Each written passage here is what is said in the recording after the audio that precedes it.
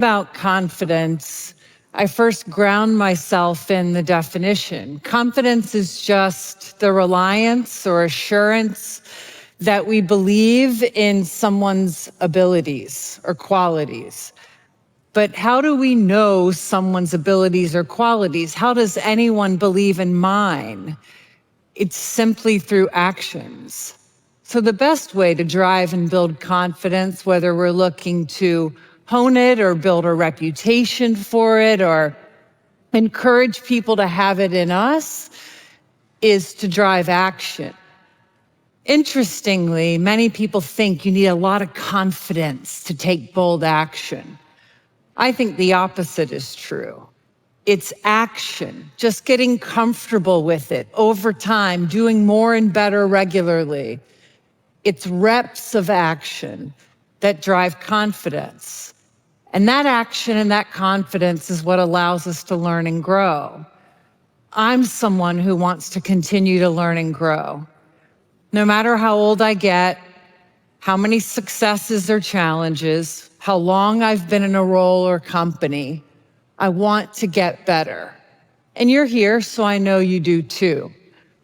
So the question is, what techniques or practices can help us cut through the challenges that are in our way to acting our way to confidence and growth? Many people believe some of the best actions are when we show up in tough times, and that's true, but it's almost easier to take bold action when things are hard. There aren't a lot of options. The more special muscle is the ability to coach ourselves to be greater, to do more, to be better, even when times are pretty good.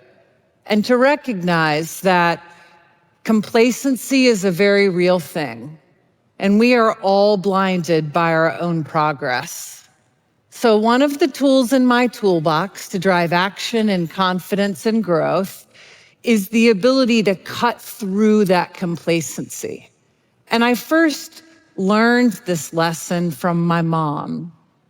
When I was 9 years old, my mom came to me and said, "That's it, I'm done, we're leaving." And what she meant was we were leaving my father. My father was and is a very good man, but at the time he was an alcoholic and a terrible husband and father. So when my mom came to me at the age of 9, I didn't cry and I didn't get upset.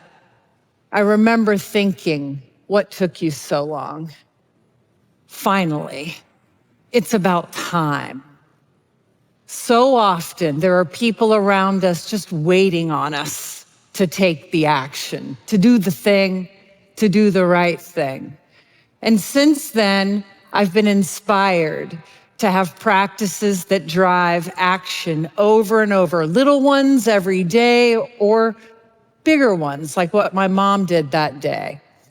We did leave my dad. My mom fed us on a meager food budget, worked multiple jobs for many years, and over the course of my young life, I got to see her day-to-day example, someone without resources, without a playbook. She had no coach. She had no one to mentor her through this experience. She just acted her way to growth and improvement over time. As a result of this childhood, I started working at a very young age. At 15, I worked in malls. At 17, I was a restaurant hostess. At 18, a waitress. At 19, I began my leadership journey, opening franchises around the world. By the age of 26, I was an executive in a very large company. And while I had fantastic supervisors and managers who helped me through my career, I lacked some of that outside-in perspective, the mentoring, the things that could help stretch me beyond my day-to-day job. So I started developing some self-coaching practices.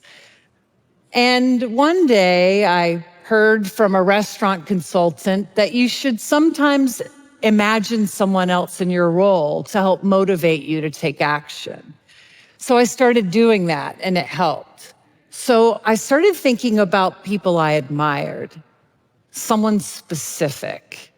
And there was something about thinking of someone I admired that brought this element of additional capabilities and excellence. It also made me feel a little accountable to act on whatever came to mind. And these practices evolved into today what is the hotshot rule.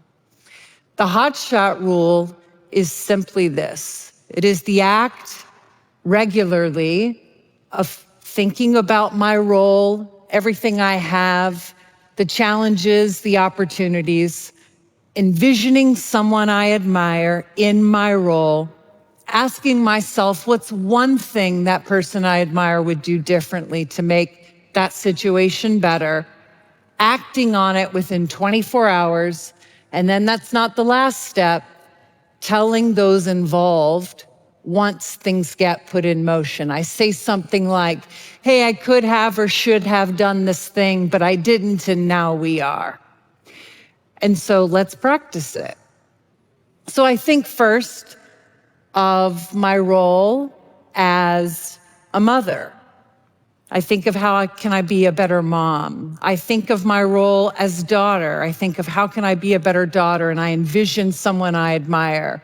But often, and we're here to talk about work, I think about my professional role. So I think about my role as CEO of AG1. I have this incredible opportunity to be the leader of a phenomenal foundational nutrition company with millions of customers who rely on us to empower their health journeys, and so many team members who rely on me to be my best. Our customers and my team deserve for me to be the best over time. Not comfortable because we've had multiple years of success, but always starting with that day one energy. Then I envision someone I admire. So I just met all of you. I think of you. Now I envision you in my seat tomorrow. I'm gone, and I'm just watching you in my role, and I ask, what's one thing and the first thing you would do differently to make the business better? And something comes to mind, something actionable. I take action on it within 24 hours, and then once it's in motion, I tell my team. Practicing the hotshot rule over time has led to things like flying to meet a business partner to hold them accountable when I had made excuses for them, or calling someone to apologize or acknowledge a situation I could have handled better or differently. It's led to me thinking about someone who has recently lost a parent or a loved one and envisioning them in my role. And it's led to me just picking up the phone and calling my mom and saying, I love you, and how are you? It's led to me saying thank you to my husband for being a great partner. It's also led to me stopping initiatives in the company that I was allowing to perpetuate because things were just comfortable, but they were no longer serving the business. So that's what the hotshot rule is. And you can use it as a technique in a time of need anytime. But its power lies in it being a regular, proactive practice. It used to be quarterly and then monthly, but now I practice it weekly. Every Sunday at 1 p.m., when my kids, now 5 and 7, used to have naps, RIP naps, I take just a minute for myself. I envision my role. I envision someone I admire. I ask myself what's one thing they would do differently in my role. The answer comes to mind. I send the email. I schedule the flight. I put it in motion. And then once it's in motion, I tell my team. And over a year of practicing this weekly, a few things will happen. One, there are 52 things you've done that you otherwise might not have done or done as quickly. It builds a reputation of vulnerability and bias for action. My team brings things to me now because they know I'm constantly calling myself out. This practice has changed my life, and I believe it will change yours if you apply it. The idea of having a practice of reflection, intention, and action to drive growth, to show up and do something we otherwise